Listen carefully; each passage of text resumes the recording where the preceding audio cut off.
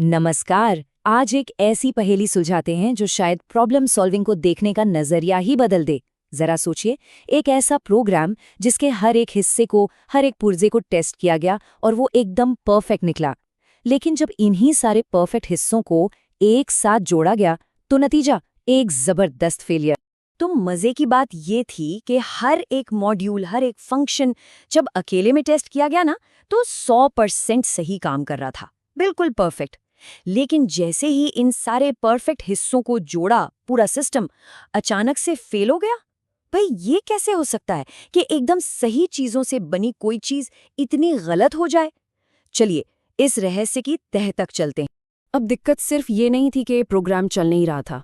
नहीं, दिक्कत ये थी कि वो बहुत अजीब तरह से बिहेव कर रहा था।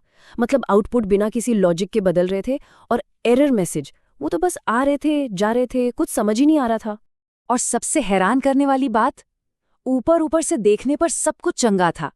कोड की एक भी लाइन ऐसी नहीं थी जिसे देखकर कहा जा सके कि हाँ, ये गलत है। हर फंक्शन को अलग से चलाओ तो एकदम सही रिजल्ट दे रहा था। और बस असली फ्रस्ट्रेशन यहीं से शुरू हुई। भाई, जब कोई साफ साफ गलती दिख ही नहीं रही तो प्रॉब्लम को ठीक करें तो करें कैसे? तो जब कुछ समझ में नहीं आया तो टीम का पहला रिएक्शन क्या था? एनालाइज करना? नहीं, ब्लेम करना, एक दूसरे पर दोष मढ़ना। और ये बहुत ही नेचुरल ह्यूमन रिएक्शन है ना? जब हम कंफ्यूज होते हैं तो हम एक आसान जवाब ढूंढते हैं, कोई बलि का बकरा। जरा उस कमरे का माहौल सोचिए, घंटों की मेहनत और नतीजा सिर्फ कंफ्यूजन। तो फ्रस्ट्रेशन तो आनी ही थी, और ये फ्रस्ट्रेशन बहुत जल्दी एक दूसरे पर उंगलियां उठाने में बदल गई। सबसे पहला निशाना कौन बना? वो टूल्स जो इस्तेमाल हो रहे थे। ये कहना सबसे आसान था, अरे हमारी गलती थोड़ी है, ये प्रोग्रामिंग लैंग्वेज में ही कोई गड़बड़ है। अच्छा, जब लैंग्वेज को ब्लेम करने से कुछ नहीं हुआ तो अगला टारगेट क्या बना? वो माहौल जिसमें प्रोग्राम चल रहा था, यानी कि कंप्यूटर सिस्टम। नहीं, पक्का हार्डवेयर या ऑपरेटिंग सिस्टम में ही कोई दिक्कत है।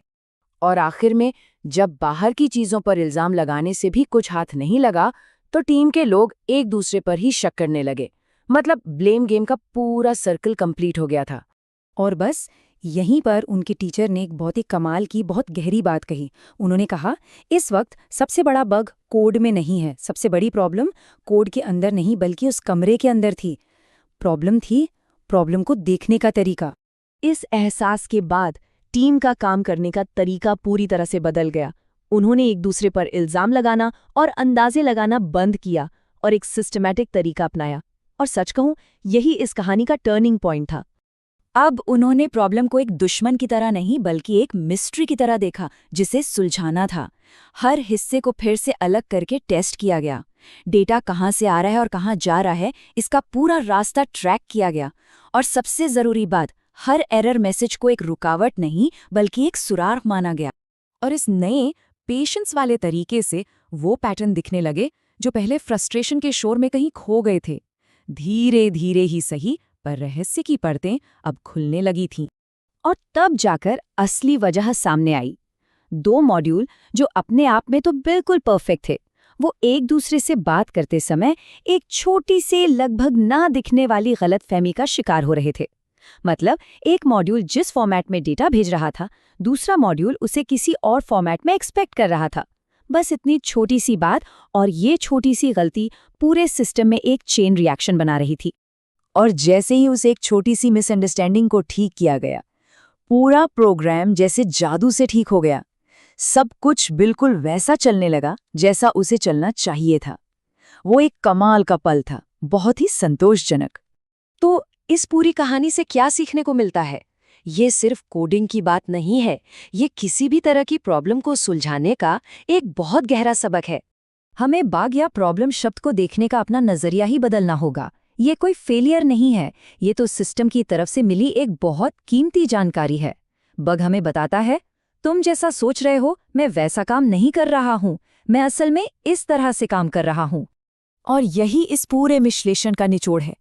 असली प्रोग्रेस तभी होती है जब हम उंगलियां उठाना बंद करते हैं और ध्यान से समझना शुरू करते हैं।